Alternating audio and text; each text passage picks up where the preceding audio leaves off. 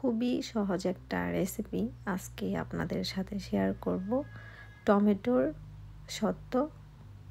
কে কে পছন্দ করেন টমেটো, তারা কিন্তু অবশ্যই বানিয়ে রেখে দিয়ে ডাল রান্না করে তা ভাত দিয়ে মজা করে খেতে পারেন। এটা বানানো খুবই সহজ, সামান্য উপকরণ দিয়েই এই সত্ত্বটা রেডি করানো যায়। তো আমি 3টা টমেটো নিয়েছি, নিয়ে ছোট ছোট পিচ করে কেটে নিয়েছি। তো এখানে আছে মশলা, যেটার মধ্যে হলো গুঁড়া করে রাখা শুকনা মরিচ, 5 ফোড়নের মশলা, আর হলো একটা চাট মশলা। এই 3টা শুধু দেব, সাথে চিনি অ্যাড করব, তাহলে কিন্তু হবে। তো দেখতে থাকেন কিভাবে করছি, খুবই সহজ একটা রেসিপি। সেদ্ধ দিয়ে দিলাম।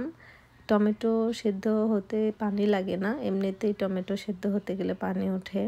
সেদ্ধ হয়ে যাওয়ার পর আমি ব্লেন্ডার করে ছেঁকে নিয়েছি। তারপরে ছেঁকে নেওয়ার পর অন্য আরেকটা ফ্রাই প্যানে তেল দেব না, শুধু টমেটোটা দিয়ে গ্রেভিটা দিয়ে দেব। এখন এক এক উপকরণগুলো দিয়ে দেব। প্রথমে চিনি দিয়ে দেব।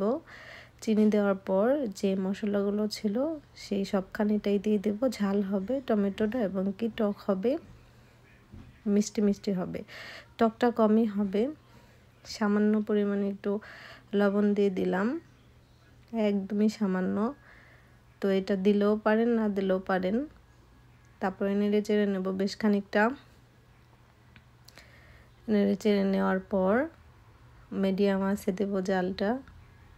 আঁচটা কমানো থাকবে যাতে লেগে না যায়। তো এটা কিন্তু সবসময় নাড়ার তালেই রাখতে হবে। তো নাড়াচাড়া করার পর যখন বলকটা এসে যাবে তখন আর বেশি সারাক্ষণই নাড়ার তালে থাকতে হবে যাতে নিচে লেগে না যায়। তো এই তো প্রায় হয়ে গিয়েছে। যখন দেখব যে ভুর ভুর করে একটা শব্দ আসতেছে বা একটু আঠালো আঠালো হয়ে গিয়েছে, চামচে লেগে থাকে, তখনই ভাববো হয়ে গিয়েছে। বা যার যার পছন্দ অনুযায়ী টেস্ট করে নিতে পারেন যে হয়েছে কিনা। লাস্টে কিন্তু সামান্য পরিমাণে ভিনেগার দেব, যাতে কয়েকদিন থাকলেও নষ্ট না হয়। ভিনেগার দেওয়ার মূল কারণই হলো আচারটা যাতে নষ্ট না হয়। এখন পরিষ্কার একটা প্লেট নেব, সেটার মধ্যে খানিকটা সরিষার তেল দিয়ে ব্রাশ করে দেব। তো আচারটুকু প্লেটের মধ্যে দিয়ে ছড়িয়ে দিব নিজের পছন্দ অনুযায়ী। তারপরে কিন্তু রোদ দেব। তো এই তো সুন্দর করে একটা শেপ দিয়ে নিলাম, যেমন প্লেট তার তেমন আকৃতি।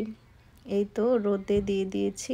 রোদে দেওয়ার পরেই শুকিয়ে যায় একদিনে, যদি ভালো মতো রোদ থাকে। যদি ভালো মতো রোদ না থাকে 2 দিন লাগে। এই তো আচারটা রেডি। তো কার কার ভালো লাগলো, আর যারা ভিডিওটা দেখলেন অবশ্যই তাদেরকে ধন্যবাদ জানাই। তো এই পর্যন্ত ভিডিওটা। আল্লাহ হাফেজ।